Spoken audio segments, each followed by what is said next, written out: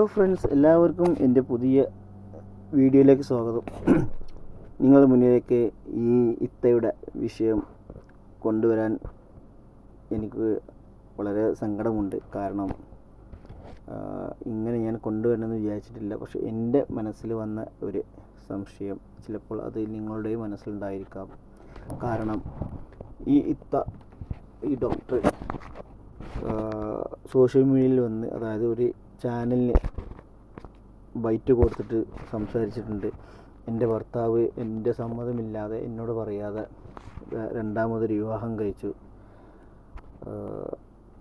അതിൽ അവിടെയുള്ള മഹാലിലും കല്യാണം കഴിപ്പിച്ച് കൊടുത്ത മഹാലിലും ഞാൻ സംസാരിച്ചപ്പോൾ അവരാരും എനിക്ക് അതിനുള്ള വ്യക്തമായിട്ടുള്ള ഉത്തരം തന്നില്ല എന്നൊക്കെ പറഞ്ഞു കണ്ടുള്ള ഒരു വീഡിയോ കാണാനിടയുണ്ടായി.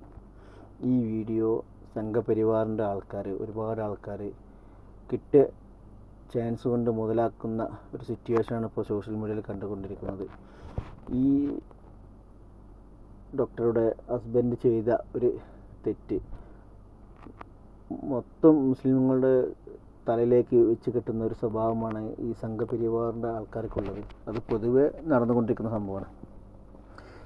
ഇതിന് മുന്നേ ഒരു 2 മാസം, ഒരു 1.5 മാസം മുന്നേ ഹിന്ദുക്കളിൽപ്പെട്ട ഒരു സഹോദരൻ, ആ സഹോദരൻ്റെ വൈഫ് ഖത്തറിലേക്ക് ജോലിക്ക് പോയി. അവിടുന്ന് ഒരു സഹോദരനെ കണ്ട് ആ സഹോദരനെ കല്യാണം കഴിച്ച ഒരു വാർത്ത നമ്മളെല്ലാവരും കേട്ടിട്ടുണ്ട്.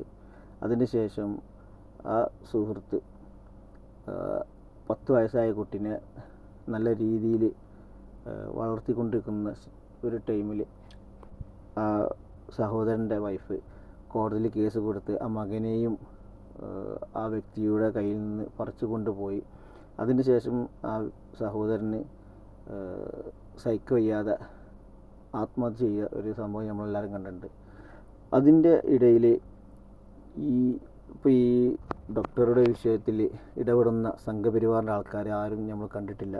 പക്ഷെ നല്ലവരായ ഹിന്ദുക്കളെയും അതുപോലെ തന്നെ മറ്റുള്ള ചാനൽ ആൾക്കാരൊക്കെ നല്ല രീതിയിൽ റെസ്പോണ്ട് ചെയ്തിട്ടുണ്ടായിരുന്നു. അപ്പോൾ എനിക്ക് പറയാനുള്ളത്, ഈ ഡോക്ടർ പറഞ്ഞ സംഭവം നിങ്ങൾ ആരെങ്കിലും മറുവശം അന്വേഷിച്ചിട്ടുണ്ടോ? എന്താണ് സംഭവിച്ചത്? ഡോക്ടർ പറഞ്ഞു, ഞാൻ ഖത്തറിൽ ജോലി ചെയ്യുകയായിരുന്നു. അതിൻ്റെ ഇടയിലാണ് എൻ്റെ ഹസ്ബൻഡ് രണ്ടാമത് കല്യാണം കഴിച്ച് എന്നോട് പറയാതെ, എൻ്റെ സമ്മതമില്ലാതെ എന്നുള്ളത്. ഇവർ പ്രണയിച്ചു കല്യാണം കഴിച്ച 2 വ്യക്തികളാണ്.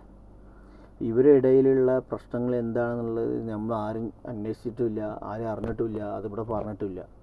അതൊന്നും അറിയാതെയാണ് ഈ സോഷ്യൽ മീഡിയയിൽ ഈ ഡോക്ടറുടെ വീഡിയോയും ഫോട്ടോയും എല്ലാം വെച്ചുകൊണ്ട് ഒരുപാട് എന്താ പറയുക വിദ്വേഷങ്ങൾ നിറച്ചുകൊണ്ടുള്ള പരാമർശങ്ങൾ വന്നിരിക്കുന്നുണ്ട്.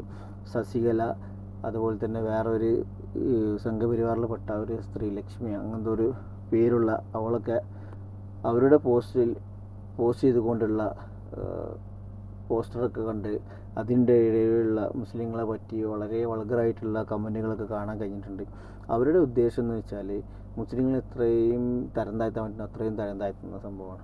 പക്ഷേ മുസ്ലിങ്ങൾക്ക് ഇങ്ങനെയുള്ള കാര്യത്തിൽ ഒരിക്കലും വിയോജിപ്പേ ഉള്ളൂ. കാരണം ഒരു കല്യാണം കഴിഞ്ഞ് കഴിഞ്ഞാൽ രണ്ടാമത്തെ ഒരു കല്യാണം കഴിക്കണമെന്നുണ്ടെങ്കിൽ ആ ആദ്യ ഭാര്യ സമ്മതിക്കണം, സമ്മതത്തോടു കൂടിയേ ചെയ്യാൻ പാടുള്ളൂ. അങ്ങനെ ആ ബന്ധം വേർപ്പെട്ടതിന് ശേഷമേ കല്യാണം കഴിക്കാൻ പാടുള്ളൂ. പക്ഷേ ഇവിടെ എന്താണ് സംഭവിച്ചതെന്നുള്ള ആർക്കും ഒന്നും അറിയില്ല. അതുകൊണ്ട് സത്യാവസ്ഥ അറിഞ്ഞുകൊണ്ട് മാത്രമേ വീഡിയോ ചെയ്യാൻ പാടുള്ളൂ എന്നാണ് എനിക്ക് പറയാനുള്ളത്.